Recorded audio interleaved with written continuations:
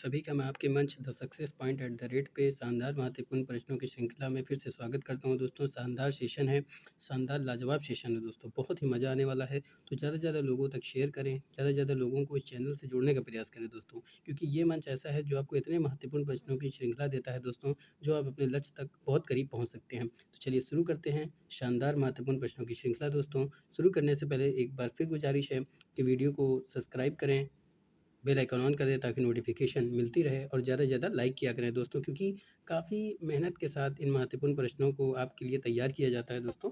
चलिए शुरू करते हैं आज का पहला प्रश्न।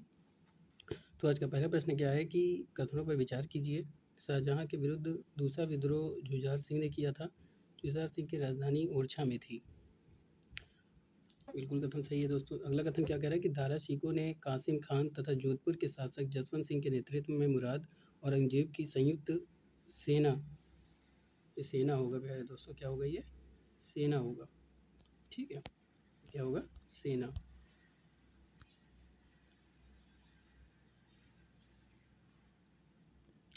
संयुक्त सेना का मुकाबला करने के लिए भेजी, ठीक है, सेना करने के लिए भेजी। तो दोस्तों दूसरा भी कथन क्या है? सही है। अगला कथन क्या कह रहा है कि सामूगढ़ के युद्ध का परिणाम भी औरंगजेब के पक्ष में गया। इस लड़ाई को उत्तराधिकार के लिए लड़ी गई अंतिम निर्णायक लड़ाई माना जाता है। तो तीसरा कथन भी क्या है प्यारे दोस्तों? सही है। तो नीचे दिए गए कोड से सही उत्तर का चयन करना है। तो ऑप्शन क्या है? केवल दूसरा, पहला और दूसरा और तीसरा, केवल तीसरा, केवल पहला। तो तीनों कथन सही है, तो कहाँ पे? बी पे सही है। तो B is the right answer for this question. अगला प्रश्न, निम्नलिखित कथनों पर विचार करना है। दारा और औरंगजेब की सेना के बीच अंतिम मुकाबला 13 मार्च 1659 ईस्वी को अजमेर के निकट देवराय की घाटी में हुआ था। सरदार मलिक के यहाँ ही दारा सिकोह की पत्नी नादिरा बेगम का देहांत हो गया दोस्तों। ये धारा लिखा है, ये दारा होगा।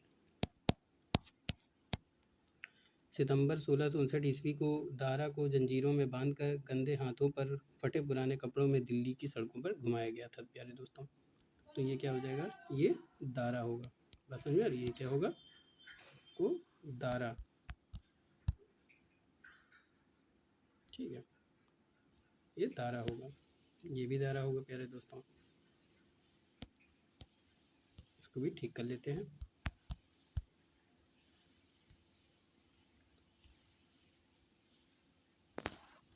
चलिए आगे का प्रश्न देखते हैं। तो दोस्तों नीचे दिए गए कोड से सही उत्तर चुनना है।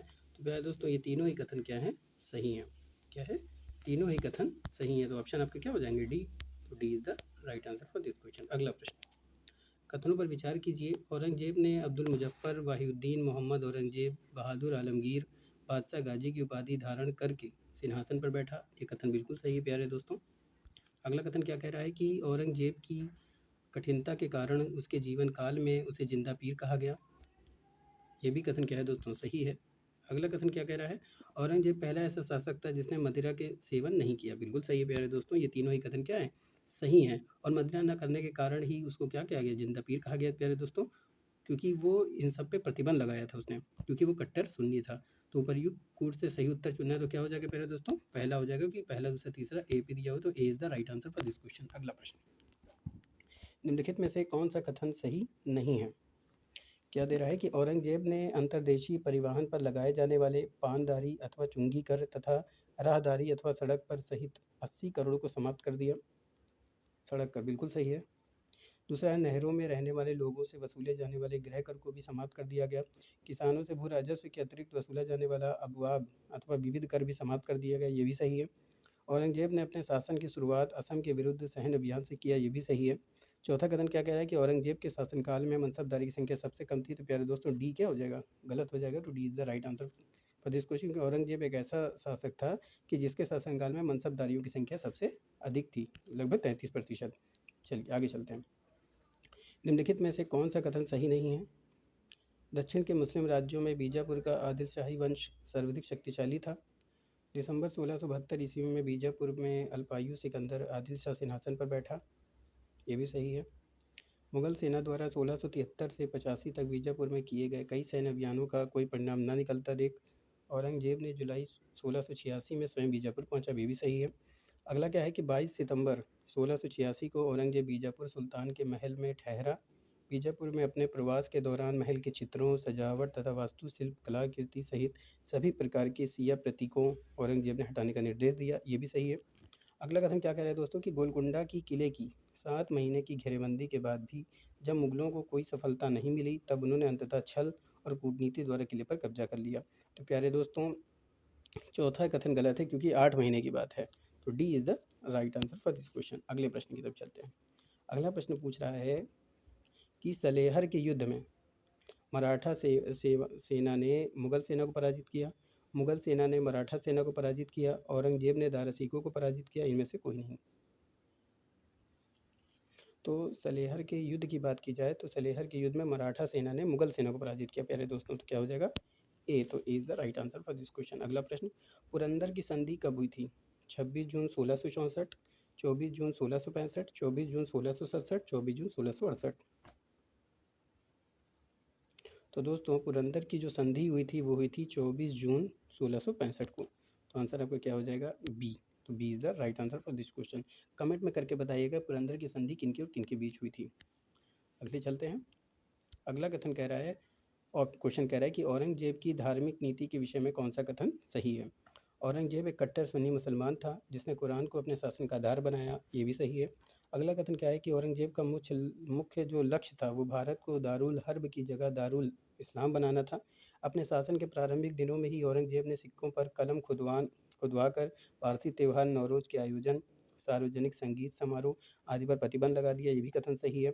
अगला कथन क्या कह रहा है कि औरंगजेब द्वारा भांग उत्पादन, शराब का सेवन, जुआ खेलने को भी प्रतिबंधित कर दिया गया। शासनकाल के 11वें वर्ष में औरंगजेब द्वारा झरोखा दर्शन तथा 12वीं वर्ष तुलादान जैसी प्रथाओं को प्रतिबंधित कर दिया गया। तो प्यारे दोस्तों तीनों कथन सही हैं। तो नीचे कूट के दिए हुए कूट से उत्तर का चयन करना है। तो कुछ ऑप्शन क्या हो जाएंगे आपके?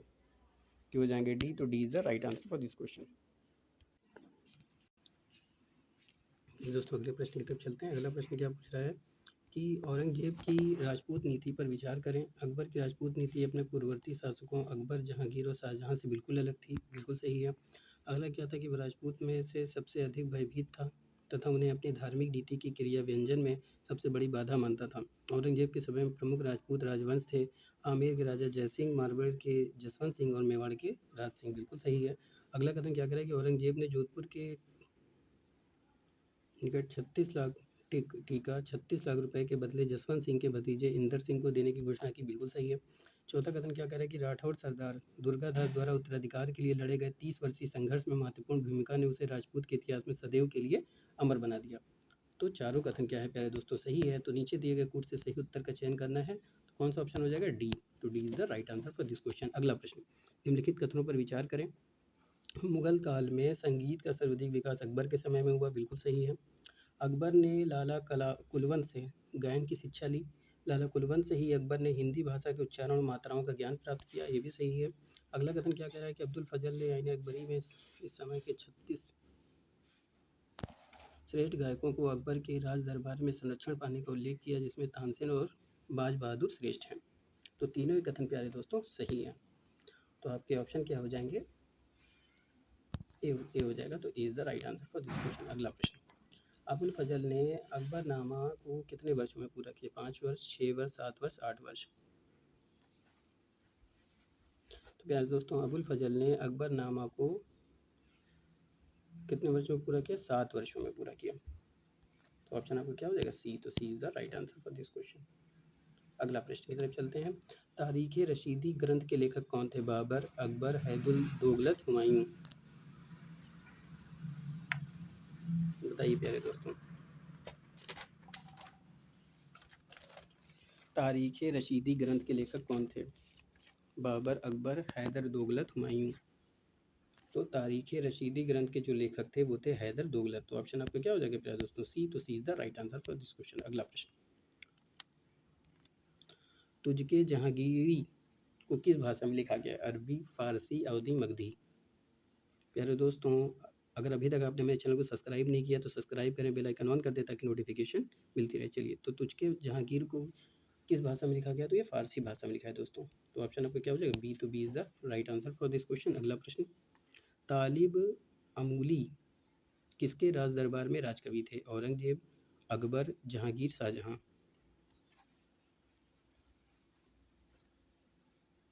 तो दोस्तों तालिब अमूली जो जिसके दरबार में राजकवि थे वो थे जहांगीर। तो आंसर आपका क्या हो जाएगा? सी। तो C is the right answer for this question. अगले प्रश्न की तरफ चलते हैं। अगला प्रश्न क्या कह रहा है कि राज तरंगड़ी का अनुवाद शाह मोहम्मद शाह आबादी ने किस भाषा में किया था? फारसी, हिंदी, उर्दू, अरबी।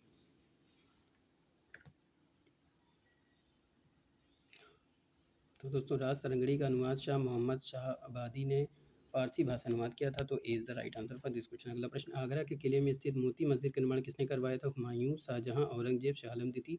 तो आगरा के किले में स्थित मोती मस्जिद का निर्माण किसने करवाया था? आगरा के किले में मोती मस्जिद का निर्माण किसने करवाया था? बताइए। आगरे के किले की बात हो रही है दोस्तों। आगरे के किले में मोती मस्जिद का निर्माण शाहजहां ने करवाया था। तो ऑप्शन आपका क्या हो जाएगा? बी। तो B is the right answer for this question. अगला प्रश्न, फतेहपुर सीकरी का इबादत खाना क्या था? राज परिवार के इस्तेमाल के लिए मस्जिद, अकबर का निजी प्रार्थना कक्ष जिसमें विभिन्न धर्मों के विद्वानों के साथ अकबर चर्चा करता था, वह कमरा जिसमें विभिन्न धर्म वाले कुलीन धार्मिक बातों की विचारार्थ जमा होते थे। तो प्यारे दोस्तों फतेहपुर सीकरी का इबादत खाना क्या था?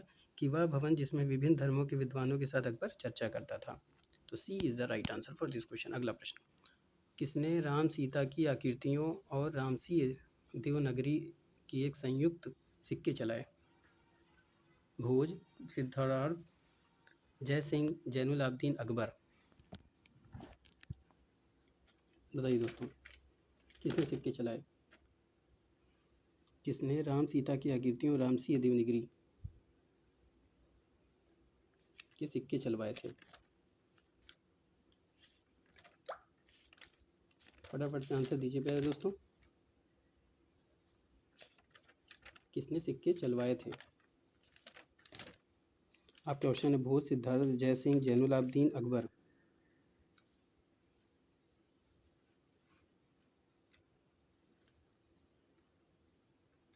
जल्दी बताइए प्यारे दोस्तों किसने चलवाए थे?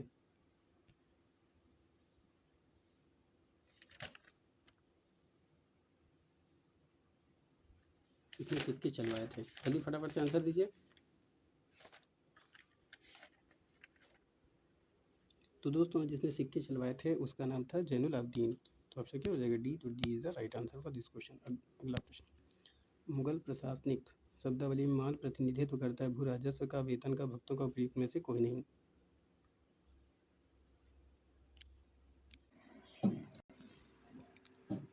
अगला प्रश्न क्या कह रहा है कि मुगल प्रशासनिक शब्दावली में माल प्रतिनिधित्व करता था भू राजस्व का, वेतन का, भक्तों का, उपयुक्त में से कोई नहीं।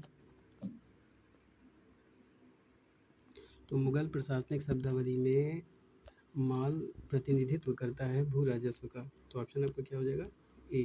तो A is the right answer for this question. अगला प्रश्न, निम्नलिखित बातों में से कौन है जो मुगल मनसबदारी व्यवस्था के विषय में सत्य नहीं है? इसमें 33 वर्ग थे, उन्हें मशरूत अथवा शासर्त पद प्राप्त होते थे, उनका सवार पद जात पद से अधिक हो सकता था, समस्त कार्यकारी एवं सैन्य अधिकारियों को मनसब प्रदान किए जाते थे। तो निम्नलिखित बातों में से जो मुगल मनसबदारी व्यवस्था के विषय में सत्य नहीं है वो क्या है? कि उनका जो सवार पद था वो जात पद से अधिक हो सकता था। क्या हो सकता था? अधिक हो सकता था।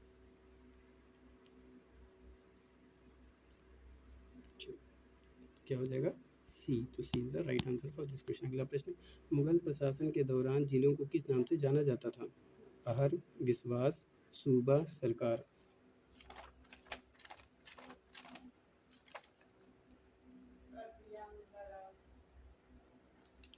मुगल प्रशासन के दौरान जिलों को किस नाम से जाना जाता था? मुगल प्रशासन के दौरान सूबा को किस नाम से मतलब आपके जिलों को किस नाम से जाना जाता था? बताइए। आहर, विश्वास, सूबा, सरकार। तो प्यारे दोस्तों मुगल प्रशासन के दौरान जिलों को जिस नाम से जाना जाता था वो था सरकार। तो D is the right answer for this question. अगला प्रश्न, मुगल स्थापत्य कला की विशेषताएं हैं। पहली बार आकार एवं डिजाइन का विविधता के साथ प्रयोग, सामग्री के रूप में पत्थर के अलावा प्लस्तर और गजकारी का प्रयोग, ये भी सही है।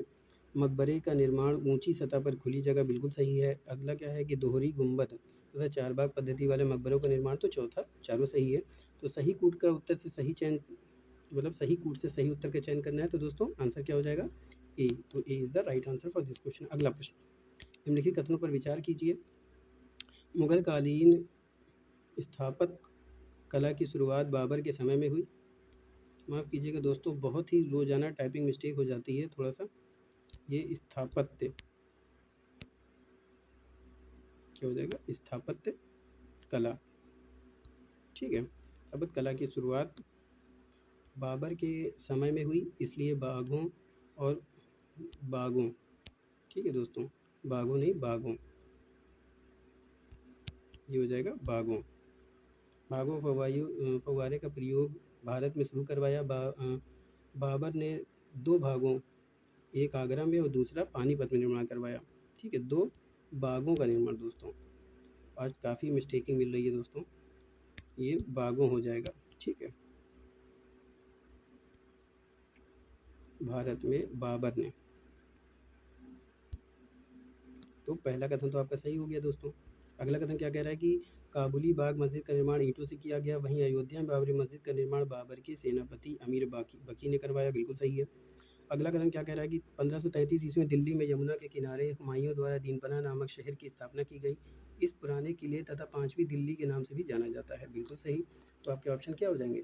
सी। तो C is the right answer for this question. अगला प्रश्न, मुगल शासन में मीर बख्शी का कर्तव्य था किसानों से टैक्स वसूल करना, आय व्यय का लेखा रखना, न्याय देना, भू राजस्व अधिकारियों का पर्यवेक्षण करना। तो प्यारे दोस्तों, मुगल शासन में मीर बख्शी का जो कर्तव्य था वो भू राजस्व अधिकारियों का पर्यवेक्षण करना था।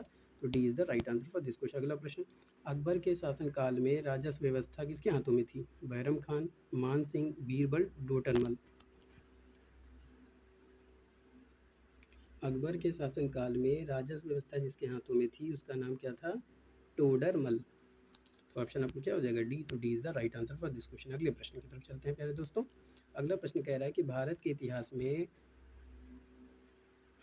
इतिहास के संदर्भ में अब्दुल हमीद लाहौरी कौन थे? अकबर के शासन में एक महत्वपूर्ण कमांडर, शाहजहां के शासन का एक राजकीय इतिहासकार, औरंगजेब का एक महत्वपूर्ण सामंत तथा विश्वास पात्र, मोहम्मद शाह के शासन में एक इतिवृत्तकार और तथा कवि।